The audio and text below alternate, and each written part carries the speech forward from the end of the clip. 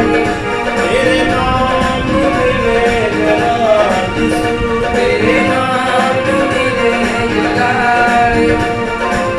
मैं जो कुछ हाँ मेरा नहीं तेरा एतबार यीशु। मैनू कोई जाने या ना जाने, मैनू कोई जाने या ना जाने, मैनू कोई जाने या ना जाने, मैनू कोई जाने या ना जाने।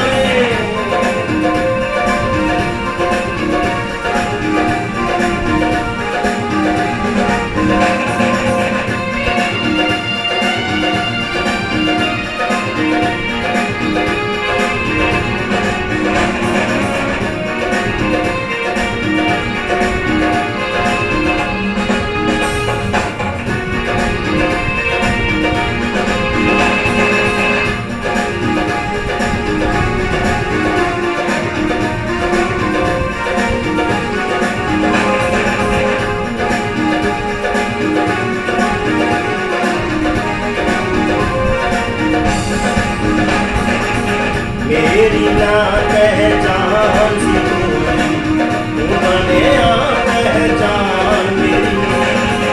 मेरी ना पहचान सी बढ़िया पहचान मेरी।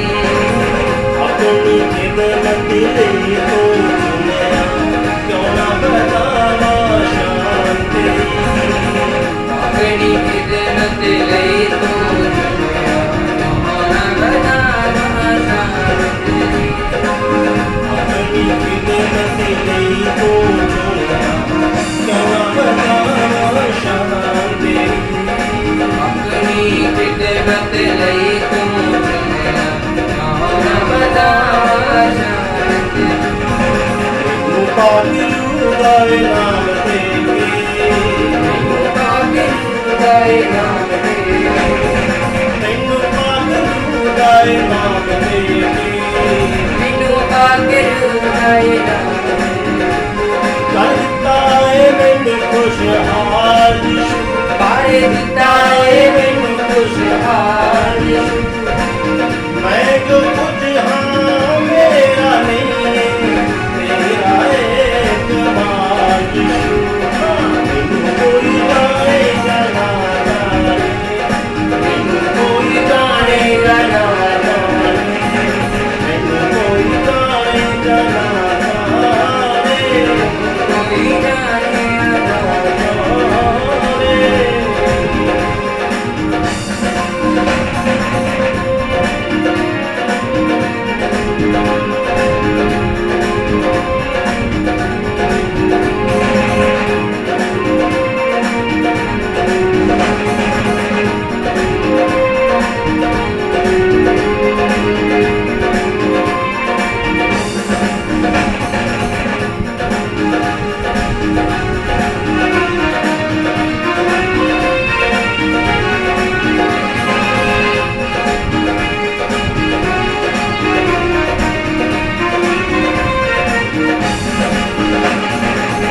बेवजूद मैं सी निकम्मा, दुनिया ते आवारा सा। बेवजूद मैं सी निकम्मा, दुनिया ते आवारा सा। अपने गुनाहों दी मैं खाती, होया बेसहारा सा। अपने गुनाहों दी मैं खाती, होया बेसहारा सा। सूली उत्ते मेरे लिए जान देगी, सूली उत्ते मेरे ਲਈ ਜਾਨ ਦੇਗੇ। सूली उत्ते मेरे लिए जान देगी, सूली उत्ते मेरे लिए ਜਾਨ ਦੇਗੇ। तारी दिता है मैनू बहार यीशु, ਕਰ ਦਿੱਤਾ ਏ ਮੈਨੂੰ ਬਹਾਰ ਯੀਸ਼ੂ। मैं जो कुछ हाँ मेरा नहीं तेरा एतबार यीशु। मैनू कोई जाने या ना जाने, मैनू कोई जाने या ना जाने,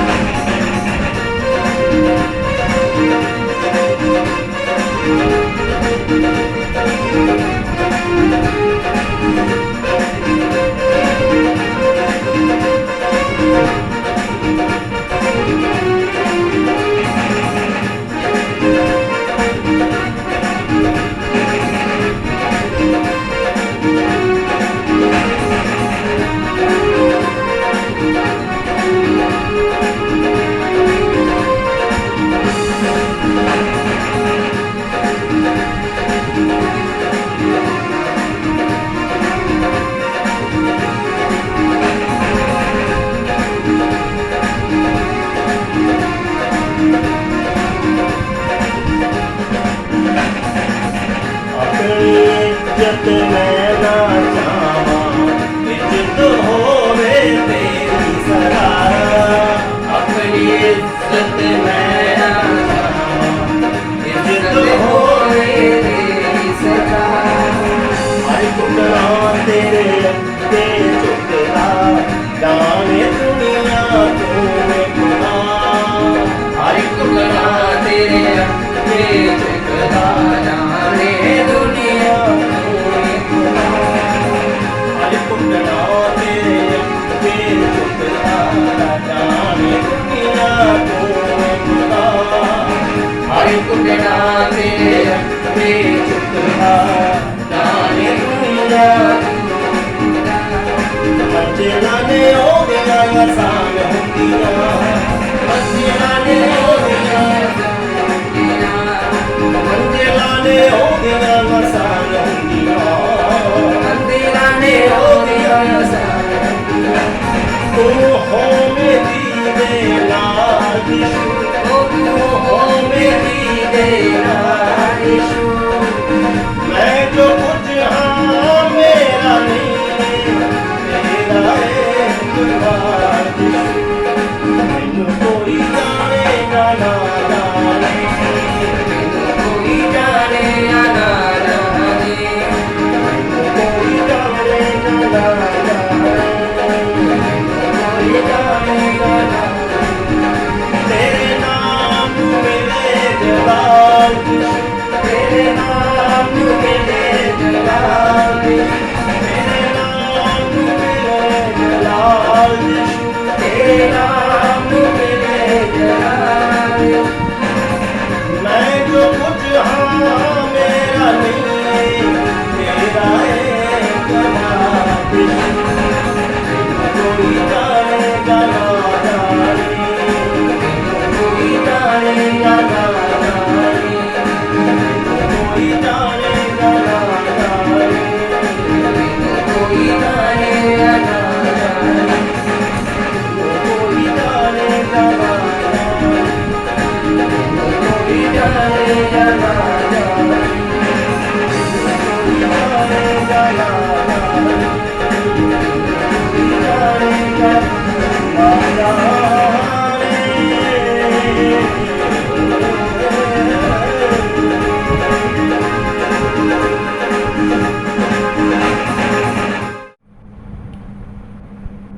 ਮੇਰੇ ਵੱਲੋਂ ਡਾਕਟਰ ਦਲਵੀਰ ਵੱਲੋਂ ਸਾਰੇ ਭੈਣ ਭਾਈਆਂ ਨੂੰ, ਬਜ਼ੁਰਗਾਂ ਨੂੰ, ਮਾਤਾਵਾਂ ਨੂੰ ਜੈ ਮਸੀਹ ਦੀ।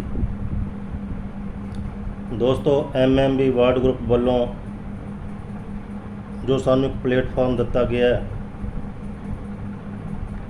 ਕਿ ਅਸੀਂ ਪਰਮੇਸ਼ਵਰ ਦੇ ਵਚਨ ਨੂੰ ਸੋਸ਼ਲ ਮੀਡੀਆ ਦੇ ਰਾਹੀਂ ਤੁਹਾਡੇ ਤੱਕ ਪਹੁੰਚਾ ਸਕੀਏ। ਤਾਂ ਪਵਿੱਤਰ ਆਤਮਾ ਨੇ ਅਗਵਾਈ ਕੀਤੀ। ਪਰਮੇਸ਼ਵਰ ਦੇ ਜਿੰਦਾ ਕਲਾਮ ਦੇ ਵਿੱਚੋਂ ਕੁਝ ਵਚਨ ਤੁਹਾਡੇ ਨਾਲ ਸਾਂਝੇ ਕਰ ਰਹੇ ਹਾਂ। ਸੋ ਆਓ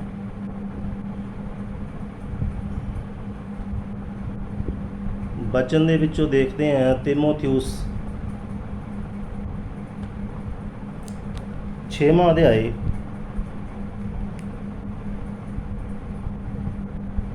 ਝੂਠੀਆਂ ਸਿੱਖਿਆਵਾਂ ਅਤੇ ਸੱਚਾ ਧਨ। ਦੋਸਤੋ, ਵਚਨ 'ਚ ਲਿਖਿਆ, ਜੇਕਰ ਕੋਈ ਮਨੁੱਖ ਪਰਮੇਸ਼ਵਰ ਦੇ ਵਚਨ ਤੋਂ ਉਲਟ ਸਿੱਖਿਆ ਦਿੰਦਾ ਹੈ ਅਤੇ ਸਾਡੇ ਪ੍ਰਭੂ ਯਿਸੂ ਮਸੀਹ ਦੇ ਨਰੋਏ ਵਚਨਾਂ ਅਤੇ ਧਾਰਮਿਕ ਸਿੱਖਿਆਵਾਂ 'ਤੇ ਨਹੀਂ ਚੱਲਦਾ, ਤਾਂ ਸਮਝੋ ਉਹ ਅਤੀ ਹੰਕਾਰੀ ਅਤੇ ਬੇਸਮਝ ਹੈ। ਕੋਈ ਵੀ ਮਨੁੱਖ ਅਗਰ ਪਰਮੇਸ਼ਵਰ ਦੇ ਵਚਨ 'ਤੇ ਔਰ ਉਹਦੀਆਂ ਦਿੱਤੀਆਂ ਸਿੱਖਿਆਵਾਂ 'ਤੇ ਨਹੀਂ ਚੱਲਦਾ, ਤਾਂ ਉਹ ਹੰਕਾਰੀ ਅਤੇ ਬੇਸਮਝ ਹੈ। ਉਸ ਨੂੰ ਕੇਵਲ ਵਾਧੂ ਗੱਲਾਂ ਕਰਨ ਅਤੇ ਸ਼ਬਦੀ ਹੇਰ ਫੇਰ ਕਰਨ ਦੀ ਬਿਮਾਰੀ ਹੈ। ਆਪਣੀ ਡਾਕਟਰੀਨ ਜੋ ਵਚਨ ਕਹਿ ਰਿਹਾ ਹੈ ਉਹਦੇ ਉਲਟ ਜਾ ਕੇ ਕਹਿਣ ਦਾ ਭਾਵ ਆਪਣੇ ਵੱਲੋਂ ਡਾਕਟਰੀਨ ਬਣਾ ਕੇ ਵਚਨ ਦੇ ਅਨੁਸਾਰ ਵਿਆਖਿਆ ਕਰਕੇ ਨਹੀਂ ਦੱਸਣਾ ਆਪਣੀ ਡਾਕਟਰੀਨ ਆਪਣੇ ਤਰੀਕੇ ਦੇ ਨਾਲ। ਉਸ ਨੂੰ ਕੇਵਲ ਵਾਧੂ ਗੱਲਾਂ ਕਰਨ ਅਤੇ ਸ਼ਬਦੀ ਹੇਰ ਫੇਰ ਕਰਨ ਦੀ ਬਿਮਾਰੀ ਹੈ, ਜਿਸ ਤੋਂ ਕੇਵਲ ਕੀ ਹੁੰਦਾ, ਜਿਸ ਤੋਂ ਕੇਵਲ ਈਰਖਾ, ਝਗੜੇ, ਨਿੰਦਾ, ਝੂਠੇ ਸ਼ੱਕ ਅਤੇ ਚਿੜਚਿੜਾਪਨ ਪੈਦਾ ਹੁੰਦਾ। ਇਹ ਸਭ ਭੈੜੇ ਗੁਣ ਇਹੋ ਜਿਹੇ ਆਦਮੀਆਂ ਦੇ ਜੀਵਨ ਦੇ ਅੰਗ ਹੁੰਦੇ ਹਨ ਜਿਨ੍ਹਾਂ ਦੀ ਸੋਚਣ ਦੀ ਸ਼ਕਤੀ ਵਿਗੜ ਚੁੱਕੀ ਹੈ, ਜਿਨ੍ਹਾਂ ਦੇ ਸੋਚਣ ਦੀ ਸ਼ਕਤੀ ਕੀ ਹੋ ਚੁੱਕੀ ਹੈ, ਵਿਗੜ ਚੁੱਕੀ ਹੈ, ਅਤੇ ਜੋ ਸੱਚ ਤੋਂ ਬਿਲਕੁਲ ਦੂਰ ਜਾ ਚੁੱਕੇ ਨੇ, ਜੋ ਸੱਚ ਤੋਂ ਬਿਲਕੁਲ ਬਹੁਤ ਦੂਰ ਜਾ ਚੁੱਕੇ ਆ। ਉਹ ਹਮੇਸ਼ਾ ਧਰਮ ਨੂੰ ਵਾਧੂ ਲਾਭ ਦਾ ਆਧਾਰ ਹੀ ਸਮਝਦੇ ਆ।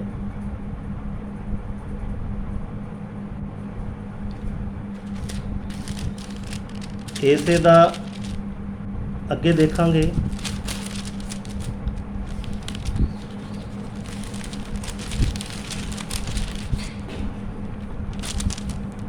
ਅੱਗੇ ਕੀ ਲਿਖਿਆ ਹੈ, ਬਹੁਤ ਸਾਰੇ ਲੋਕ, ਤੀਤੁਸ ਦੇ ਵਿੱਚੋਂ ਦੇਖਾਂਗੇ, ਬਹੁਤ ਸਾਰੇ ਲੋਕ ਇਹੋ ਜਿਹੇ ਵੀ ਹਨ ਜੋ ਮੂੰਹ ਜ਼ੋਰ ਵਾਧੂ ਗੱਲਾਂ ਕਰਨ ਵਾਲੇ ਅਤੇ ਧੋਖੇਬਾਜ਼ ਹਨ। ਖਾਸ ਕਰਕੇ ਇਹੋ ਜਿਹੇ ਲੋਕ ਯਹੂਦੀ ਮਸੀਹਾਂ ਵਿੱਚ ਬਹੁਤ ਸਾਰੇ ਹਨ। ਇਹਨਾਂ ਦੇ ਮੂੰਹ ਬੰਦ ਕਰਨੇ ਜ਼ਰੂਰੀ ਹਨ। ਤਾਂ ਪਰਮੇਸ਼ਵਰ ਦਾ ਵਚਨ ਕਹਿ ਰਿਹਾ ਇਹਨਾਂ ਦੇ ਮੂੰਹ ਬੰਦ ਕਰਨੇ ਅਤੀ ਜ਼ਰੂਰੀ ਨੇ। ਅਗਰ ਇਹਨਾਂ ਦੇ ਮੂੰਹ ਨਾ ਬੰਦ ਕੀਤੇ ਗਏ ਤਾਂ ਇਹਨਾਂ ਨੇ ਸਾਡੇ ਤੱਕ ਕੀ ਕਰਨਾ, ਗਲਤ ਸਿੱਖਿਆ ਨੂੰ ਪਹੁੰਚਾਉਣਾ ਹੈ। ਇਹਨਾਂ ਦੇ ਮੂੰਹ ਬੰਦ ਕਰਨੇ ਜ਼ਰੂਰੀ ਹਨ ਕਿਉਂਕਿ ਇਹੋ ਜਿਹੇ ਲੋਕੀ ਪੂਰੇ ਘਰਾਂ ਨੂੰ ਕੇਵਲ ਨਜਾਇਜ਼ ਪੈਸੇ ਦੀ ਖਾਤਰ, ਕੁਛ ਭੈਣ ਭਾਈ ਇਹੋ ਜਿਹੇ ਵੀ ਆ ਜੋ ਪੈਸੇ ਦੀ ਖਾਤਰ ਮਸੀਹੀ ਪ੍ਰਚਾਰ, ਪਰਮੇਸ਼ਵਰ ਦੇ ਵਚਨ ਦਾ ਪ੍ਰਚਾਰ ਕਾਹਦੇ ਲਈ ਕਰਦੇ ਆ, ਪੈਸੇ ਦੀ ਖਾਤਰ। ਕਿਉਂਕਿ ਦੋਸਤੋ ਮੈਂ ਆਪਣੇ ਅੱਖੀਂ ਸਭ ਕੁਝ ਦੇਖ ਚੁੱਕਿਆ। ਪੈਸੇ ਦੀ ਖਾਤਰ ਉਹਨਾਂ ਸਿੱਖਿਆਵਾਂ ਦੇ ਰਾਹੀਂ ਖਰਾਬ ਕਰ ਰਹੇ ਹਨ। ਨਜਾਇਜ਼ ਪੈਸੇ ਦੀ ਖਾਤਰ ਉਹਨਾਂ ਸਿੱਖਿਆਵਾਂ ਦੇ ਰਾਹੀਂ ਖਰਾਬ ਕਰ ਰਹੇ ਹਨ ਜੋ ਉਹਨਾਂ ਨੂੰ ਨਹੀਂ ਦੇਣੀਆਂ ਚਾਹੀਦੀਆਂ। ਪਰਮੇਸ਼ਵਰ ਦਾ ਵਚਨ ਕਹਿੰਦਾ ਸੱਚ ਬੋਲੋ। ਮੈਂ ਕਿਸੇ ਦਾ ਨਾਂ ਨਹੀਂ ਲੈਣਾ ਚਾਹੁੰਦਾ। ਕੁਝ ਪਰਸਨ ਪੈਸੇ ਦੀ ਖਾਤਰ ਪਰਮੇਸ਼ਵਰ ਦੇ ਵਚਨ ਦਾ ਪ੍ਰਚਾਰ ਕਰਦੇ ਆ।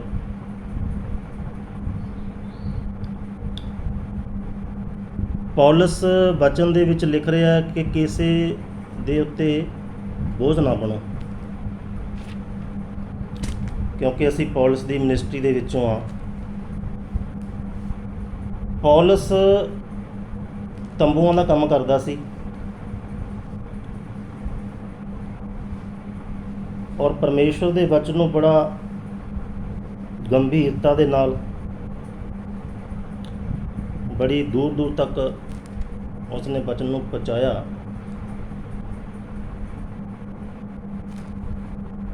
ਜੇ ਪੌਲਸ ਚਾਹੁੰਦਾ ਤਾਂ ਪੈਸਾ ਇਕੱਠਾ ਕਰ ਸਕਦਾ ਸੀ,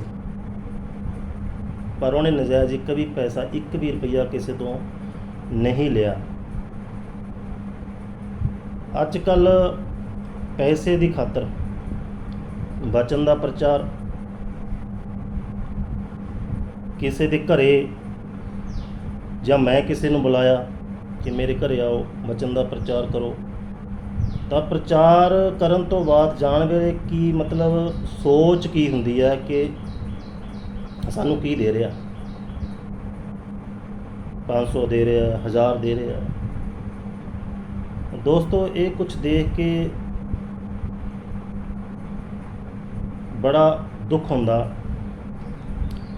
ਕਿ ਜੋ ਚੀਜ਼ ਪਰਮੇਸ਼ਰ ਵੱਲੋਂ ਸਾਨੂੰ ਫ੍ਰੀ ਦੇ ਵਿੱਚ ਦਿੱਤੀ ਗਈ ਹੈ ਤਾਂ ਸਾਨੂੰ ਵੀ ਅੱਗੇ ਫ੍ਰੀ ਦੇ ਵਿੱਚ ਦੇਣੀ ਚਾਹੀਦੀ ਹੈ, ਨਾ ਕਿ ਪਰਮੇਸ਼ਰ ਦੇ ਵਚਨ ਨੂੰ ਵੇਚਣਾ ਚਾਹੀਦਾ। ਮੈਂ ਵੇਚਣੇ ਕਹੂੰਗਾ। ਕਈ ਪਰਸਨ ਹੁੰਦੇ ਆ, ਹਾਲਾਂਕਿ ਪ੍ਰਭੂ ਯੀਸ਼ੂ ਮਸੀਹ ਨੇ ਆਪਣੇ ਮਨਿਸਟਰੀ ਦੇ ਵਿੱਚ ਇੱਕ ਵੀ ਪੈਸਾ ਕਿਸੇ ਤੋਂ ਨਹੀਂ ਲਿਆ। ਵਚਨ ਦੇ ਵਿੱਚ ਲਿਖਿਆ, ਦਸਵੰਧ ਤੁਸੀਂ ਦੇ ਸਕਦੇ ਹੋ, ਬੜੀ ਖੁਸ਼ੀ ਨਾਲ ਦੇ ਸਕਦੇ ਹੋ। ਮੈਂ ਨਹੀਂ ਕਹਿੰਦਾ ਦਸਵੰਧ ਦੇਣਾ ਮਾੜਾ ਹੈ, ਦੇ ਸਕਦੇ ਹਾਂ, ਪਰ ਖੁਸ਼ੀ ਨਾਲ ਜਿੰਨਾ ਅਸੀਂ ਦੇ ਸਕਦੇ ਹਾਂ, ਉਹਦੇ ਵਿੱਚ ਜ਼ਬਰਦਸਤੀ ਕੋਈ ਨਹੀਂ ਹੈ। ਅੱਜ ਕੱਲ੍ਹ ਕੀ ਹੋ ਰਿਹਾ, ਜ਼ਬਰਦਸਤੀ ਤੈਂ 500 ਰੁਪਇਆ ਮਹੀਨਾ ਦੇਣਾ, ਤੈਂ 1000 ਰੁਪਇਆ ਮਹੀਨਾ ਦੇਣਾ, ਤੈਂ ਚਰਚ ਵਾਸਤੇ ਮਹੀਨੇ 'ਚ 1 ਸਿਲੰਡਰ ਦੇਣਾ, ਤੈਂ 1 ਪੀਪਾ ਤੇਲ ਦਾ ਦੇਣਾ। ਮਤਲਬ ਕੀ ਆ? ਅਸੀਂ ਕਲੀਸਿਆ 'ਤੇ ਕੀ ਬਣ ਰਹੇ ਹਾਂ? ਬੋਝ। ਪਰ ਪੌਲਸ ਕਹਿੰਦਾ ਤੁਸੀਂ ਕਿਸੇ ਦੇ ਉੱਪਰ ਬੋਝ ਨਾ ਬਣੋ। ਅੱਜ ਅਸੀਂ ਉਹਨਾਂ ਸਿੱਖਿਆਵਾਂ ਦੇ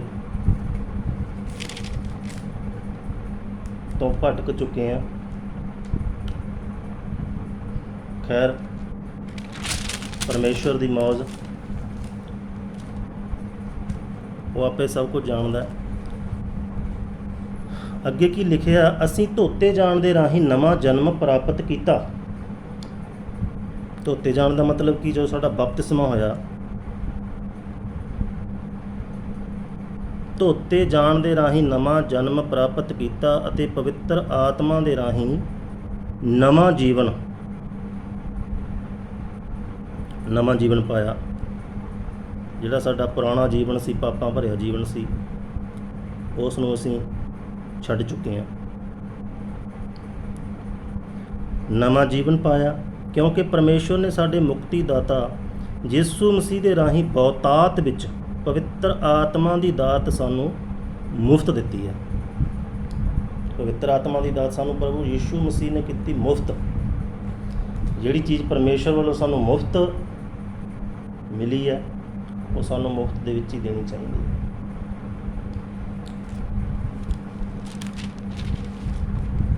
ਤੀਮੋਥਿਉਸ ਦੇ ਵਿੱਚ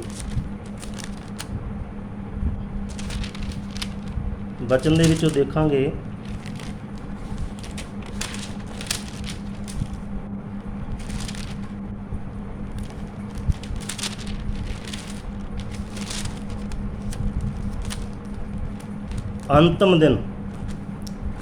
ਅੰਤਿਮ ਦਿਨਾਂ ਬਾਰੇ ਪਰਮੇਸ਼ਵਰ ਵਚਨ ਦੇ ਰਾਹੀਂ ਕੀ ਗੱਲ ਕਰਨਾ ਚਾਹੁੰਦਾ ਹੈ। ਤੈਨੂੰ ਹਮੇਸ਼ਾ ਇਹ ਯਾਦ ਰੱਖਣਾ ਚਾਹੀਦਾ ਹੈ ਕਿ ਅੰਤਿਮ ਦਿਨਾਂ ਵਿੱਚ ਬਹੁਤ ਭੈੜੇ ਸਮੇਂ ਆਉਣਗੇ। ਅੰਤਿਮ ਦਿਨਾਂ ਦੇ ਵਿੱਚ ਬਹੁਤ ਭੈੜੇ ਸਮੇਂ ਆਉਣਗੇ। ਲੋਕ ਕੇਵਲ ਆਪਣੇ ਆਪ ਨੂੰ ਪਿਆਰ ਕਰਨ ਵਾਲੇ, ਸਿਰਫ ਆਪਣੇ ਆਪ ਤੱਕ ਸੀਮਤ, ਕਿਸੇ ਤੱਕ ਕੋਈ ਮਤਲਬ ਨਹੀਂ। ਕੋਈ ਦੁਖੀ ਹੈ, ਭੁੱਖਾ ਹੈ, ਪਿਆਸਾ ਹੈ, ਕਿਸੇ ਤੱਕ ਕੋਈ ਮਤਲਬ ਨਹੀਂ। ਕੇਵਲ ਆਪਣੇ ਆਪ ਨੂੰ ਪਿਆਰ ਕਰਨ ਵਾਲੇ, ਸੇਖੀਖੋਰ, ਹੰਕਾਰੀ, ਨਿੰਦਕ, ਮਾਪਿਆਂ ਦਾ ਨਿਆਦਰ ਕਰਨ ਵਾਲੇ, ਨਾ ਸ਼ੁਕਰੇ ਅਤੇ ਅਧਰਮ ਪ੍ਰੇਮੀ ਹੋਣਗੇ। ਅਧਰਮ ਪ੍ਰੇਮੀ ਉਹ ਸੁਭਾਵਕ ਪਿਆਰ ਤੋਂ ਰਹਿਤ, ਕਠੋਰ ਚਿੱਤ, ਸ਼ੈਤਾਨੀ ਕੰਮ ਕਰਨ ਵਾਲੇ, ਗੁੱਸੇਖੋਰ, ਐਬੀ ਅਤੇ ਹਰ ਤਰ੍ਹਾਂ ਦੀ ਭਲਾਈ ਦੇ ਵੈਰੀ ਹੋਣਗੇ। ਹਰ ਤਰ੍ਹਾਂ ਦੀ ਭਲਾਈ ਦੇ ਵੈਰੀ ਹੋਣਗੇ। ਉਹ ਵਿਸ਼ਵਾਸਘਾਤੀ, ਜਲਦਬਾਜ਼ ਅਤੇ ਘਮੰਡੀ ਅਤੇ ਉਹ ਪਰਮੇਸ਼ਵਰ ਦੀ ਥਾਂ ਸੰਸਾਰਕ ਭੋਗ ਵਿਲਾਸ ਨੂੰ ਅਧਿਕ ਪਿਆਰ ਕਰਨਗੇ। ਉਹ ਬਾਹਰੀ ਤੌਰ 'ਤੇ ਧਰਮ ਦੇ ਰੀਤੀ ਰਿਵਾਜ਼ਾਂ ਦੀ ਪਾਲਣਾ ਤਾਂ ਕਰਨਗੇ, ਪਰ ਉਸ ਦੀ ਅਸਲ ਸੱਚਾਈ ਨੂੰ ਰੱਦ ਦੇਣਗੇ। ਇਹੋ ਜਿਹੇ ਲੋਕਾਂ ਨਾਲ ਤੂੰ ਕੋਈ ਵਾਸਤਾ ਨਾ ਰੱਖਣਾ। ਤਿਮੋਥਿਉਸ ਨੂੰ ਪੌਲਸ ਕਹਿ ਰਿਹਾ, ਇਹੋ ਜਿਹੇ ਲੋਕਾਂ ਨਾਲ ਤੂੰ ਕੋਈ ਵਾਸਤਾ ਨਾ ਰੱਖਣਾ।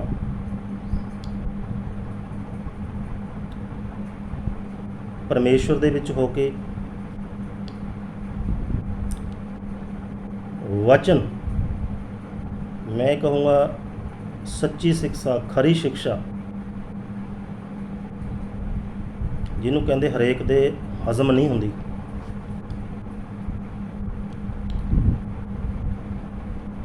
ਜੇ ਦੋਸਤੋ ਸਾਨੂੰ ਕੋਈ ਸੱਚੀ ਖਰੀ ਸਿੱਖਿਆ ਸਾਨੂੰ ਮਿਲਦੀ ਆ, ਜਾਂ ਅਸੀਂ ਉਹ ਸਿੱਖਿਆ ਨੂੰ ਕਿਸੇ ਦੇ ਨਾਲ ਸਾਂਝਾ ਕਰਦੇ ਹਾਂ, ਕਿ ਪਰਮੇਸ਼ਰ ਨੇ ਲਿਖਿਆ ਕਿ ਜੋ ਤੁਹਾਨੂੰ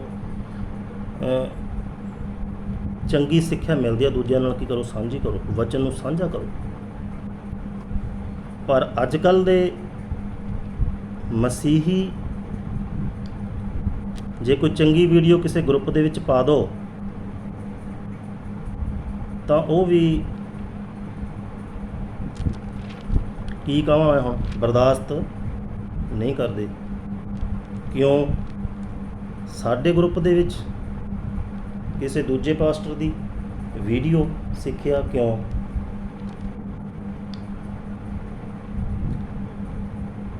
ਉਹ ਕਲੀਸਿਆ ਨੂੰ ਕੀ ਬੰਨ੍ਹ ਕੇ ਰੱਖਣਾ ਚਾਹੁੰਦੇ ਆ ਕਿ ਸਾਡੇ ਤੱਕ ਹੀ ਸੀਮਤ ਰਹੋ, ਇਸੇ ਚਰਚ ਦੇ ਵਿੱਚ ਆਉਣਾ ਹੈ, ਇੱਥੇ ਦਸਵਾਨ ਦੇਣਾ ਹੈ, ਸਾਰਾ ਕੁਛ ਇੱਥੇ ਹੀ ਕਰਨਾ ਹੈ, ਦੂਜੇ ਕਿਸੇ ਦੀ ਵੀਡੀਓ ਨਹੀਂ ਸੁਣਨੀ। ਹਾਲਾਂਕਿ ਚਾਹੀਦਾ ਇਹ ਹੈ ਕਿ ਜੇ ਕੋਈ ਚੰਗੀ ਸਿੱਖਿਆ, ਸਾਊਂਡ ਡਾਕਟਰੀਨ, ਸੱਚੀ ਖਰੀ ਸਿੱਖਿਆ ਸਾਨੂੰ ਮਿਲਦੀ ਹੈ, ਤੁਹਾਨੂੰ ਸਾਰਿਆਂ ਨੂੰ ਸੁਣਨਾ ਚਾਹੀਦਾ। ਉਹ ਗੱਲ ਵੱਖਰੀ ਹੈ, ਨਹੀਂ ਕਿਸੇ ਨੂੰ ਚੰਗਾ ਲੱਗਦਾ ਆਪ ਨਾ ਸੁਣੇ, ਦੂਜੇ ਨੂੰ ਥੋੜ੍ਹੀ ਮਨਾ ਕਰ ਸਕਦਾ, ਕਲੇਸ਼ੀਆ ਨੂੰ ਥੋੜ੍ਹੀ ਰੋਕ ਸਕਦਾ। ਕਿ ਗਰੁੱਪ ਦੇ ਵਿੱਚ ਅਗਰ ਕੋਈ ਇੱਦਾਂ ਦੀ ਵੀਡੀਓ ਪੈਂਦੀ ਹੈ ਤੁਸੀਂ ਇਹਨੂੰ ਨਹੀਂ ਦੇਖਣਾ। ਬੜਾ ਦੁੱਖ ਹੋ ਰਿਹਾ, ਬਹੁਤ ਦੁੱਖ ਦੀ ਗੱਲ ਹੈ ਦੋਸਤੋ। ਉਸ ਤੋਂ ਬਾਅਦ ਪੌਲਸ ਨੇ ਤਿਮੋਥਿਉਸ ਨੂੰ ਅੰਤਮ ਹਦਾਇਤਾਂ ਬਾਰੇ ਕੀ ਲਿਖਿਆ? ਅੰਤਮ ਹਦਾਇਤਾਂ ਉਹ ਸਭ ਜੋ ਮਸੀਹ ਦੀ ਸੰਗਤ ਵਿੱਚ ਰਹਿ ਕੇ ਧਾਰਮਿਕ ਜੀਵਨ ਗੁਜ਼ਾਰਨਾ ਚਾਹੁੰਦੇ ਹਨ, ਉਹ ਸਾਰੇ ਜੋ ਮਸੀਹ ਦੀ ਸੰਗਤ ਵਿੱਚ ਰਹਿ ਕੇ ਧਾਰਮਿਕ ਜੀਵਨ ਗੁਜ਼ਾਰਨਾ ਚਾਹੁੰਦੇ ਆ, ਉਹਨਾਂ 'ਤੇ ਅਤਿਆਚਾਰ ਜ਼ਰੂਰ ਹੋਣਗੇ, ਪਰ ਬੁਰੇ ਆਦਮੀ ਅਤੇ ਧੋਖੇਬਾਜ਼ ਬੁਰੇ ਤੋਂ ਬੁਰੇ ਹੁੰਦੇ ਜਾਣਗੇ। ਬੁਰੇ ਆਦਮੀ, ਧੋਖੇਬਾਜ਼ ਬੁਰੇ ਤੋਂ ਬੁਰੇ ਹੁੰਦੇ ਜਾਣਗੇ। ਉਹ ਦੂਜਿਆਂ ਨੂੰ ਧੋਖਾ ਦੇਣਗੇ ਤੇ ਆਪ ਵੀ ਧੋਖਾ ਖਾਣਗੇ। ਆਪ ਤਾਂ ਧੋਖਾ ਖਾਣਾ ਹੀ ਖਾਣਾ ਹੈ, ਨਹੀਂ ਦੂਜਿਆਂ ਨੂੰ ਤਾਂ ਧੋਖਾ ਦੇਣ ਹੀ ਦੇਣਾ, ਆਪ ਵੀ ਧੋਖਾ ਖਾਣਗੇ। ਇਹਦਾ ਮਤਲਬ ਅਸੀਂ ਕੀ ਕਰ, ਆਪਣੇ ਆਪ ਨਾਲ ਧੋਖਾ। ਜੇ ਸੱਚੀ ਖਰੀ ਸਿੱਖਿਆ ਸੁਣਨ ਤੋਂ ਕਿਸੇ ਨੂੰ ਰੋਕ ਰਹੇ ਹਾਂ ਤਾਂ ਅਸੀਂ ਆਪਣੇ ਆਪ ਨਾਲ ਧੋਖਾ ਕਰ ਰਹੇ ਹਾਂ ਦੋਸਤੋ। ਅੱਗੇ ਲਿਖਿਆ, ਇੱਕ ਸਮਾਂ ਉਹ ਵੀ ਆਵੇਗਾ ਜਦੋਂ ਲੋਕ ਨਿਰੋਈਆਂ ਸਿੱਖਿਆਵਾਂ ਸੁਣਨਾ ਪਸੰਦ ਨਹੀਂ ਕਰਨਗੇ।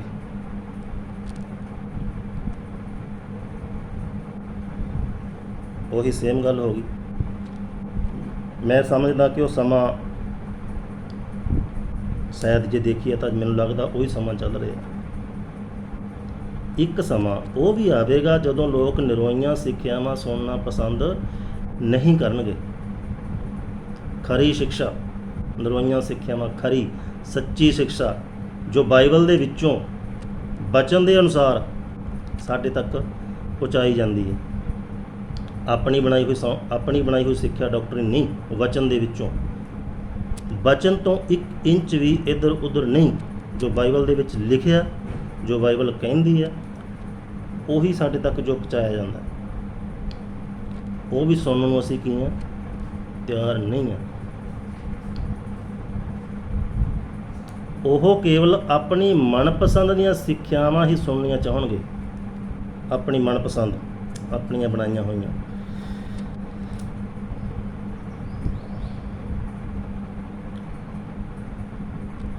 ਉਹ ਕੇਵਲ ਆਪਣੀ ਮਨਪਸੰਦ ਦੀਆਂ ਸਿੱਖਿਆਵਾਂ ਹੀ ਸੁਣਨੀਆਂ ਚਾਹਣਗੇ ਅਤੇ ਆਪਣੇ ਲਈ ਬਹੁਤ ਸਾਰੇ ਇਹੋ ਜਿਹੇ ਸਿੱਖਿਅਕ ਇਕੱਠੇ ਕਰ ਲੈਣਗੇ। ਆਪਣੇ ਲਈ ਬਹੁਤ ਸਾਰੇ ਇਹੋ ਜਿਹੇ ਸਿੱਖਿਅਕ ਇਕੱਠੇ ਕਰ ਲੈਣਗੇ ਜੋ ਕੇਵਲ ਉਹਨਾਂ ਦੇ ਕੰਨ ਰਸ ਦੀ ਪੂਰਤੀ ਕਰਨ। ਕੰਨ ਰਸ।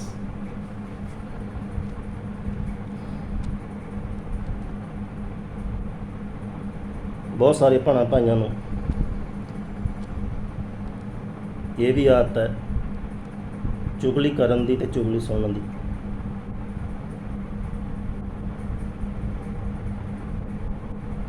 ਖਾਸ ਕਰਕੇ ਮੈਂ ਜੇ ਗੱਲ ਕਰਾਂ, ਇਹਦੇ ਵਿੱਚ ਪ੍ਰਚਾਰਕ ਵੀ ਹੈਗੇ ਕੁਛ।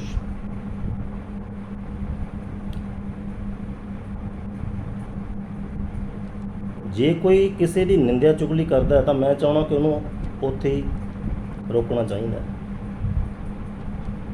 ਵਚਨ ਦੇ ਵਿੱਚ ਲਿਖਿਆ ਕਿਸੇ ਦੀ ਨਿੰਦਿਆ ਚੁਗਲੀ ਕਰਨਾ ਵੀ ਪਾਪ ਹੈ। ਉਹਨੂੰ ਮਨਾ ਕਰਨ ਦੀ ਬਜਾਏ ਅਸੀਂ ਕੀ ਆ ਸੁਣਦੇ ਹਾਂ ਵੀ ਲਿਓ ਦਿਓ।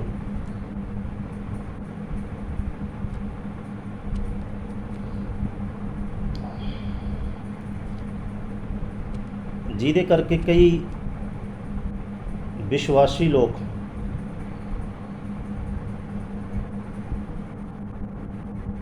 ਚਰਚ ਦੇ ਨਾਲੋਂ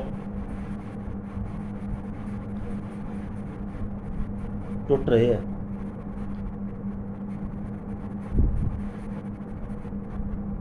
ਨਿੰਦਿਆ ਚੁਗਲੀ, ਮੂੰਹ ਤੇ ਵਡਿਆਈ, ਪਿੱਛੋਂ ਨਿੰਦਿਆ ਚੁਗਲੀ। ਫਲਾਨਾ ਆ, ਉਹ ਐਂ ਕਰਦਾ, ਉਹ ਕਰਦਾ।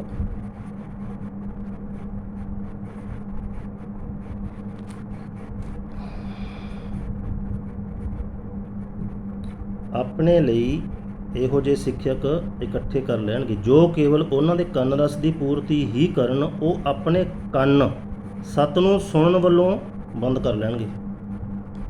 ਸੱਚ ਨੂੰ ਸੁਣਨ ਵੱਲੋਂ ਕੀ ਕਰ ਲੈਣਗੇ? ਬੰਦ। ਅਤੇ ਇਸ ਦੀ ਥਾਂ ਉਹ ਮਨ ਘੜਤ ਕਥਾਵਾਂ ਵੱਲ ਆਉਣਗੇ। ਮਨ ਘੜਤ ਕਥਾਵਾਂ ਆਪਣੀਆਂ ਮਿਥਿਹਾਸਿਕ, ਆਪਣੀਆਂ ਮਿਥੀਆਂ ਹੋਈਆਂ, ਵਚਨ ਦੇ ਅਨੁਸਾਰ ਨਹੀਂ।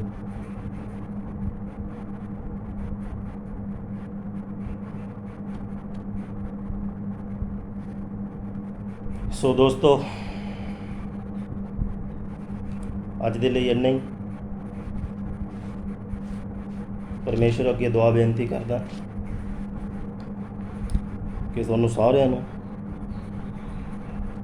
ਤੰਦਰੁਸਤੀ, ਸੁਖ ਸ਼ਾਂਤੀ ਔਰ ਇਸ ਭਿਆਨਕ ਮਹਾਮਾਰੀ ਤੋਂ ਬਚਾ ਕੇ ਰੱਖੇ। ਸਾਰਿਆਂ ਨੂੰ ਜੈ ਮਸੀਹ।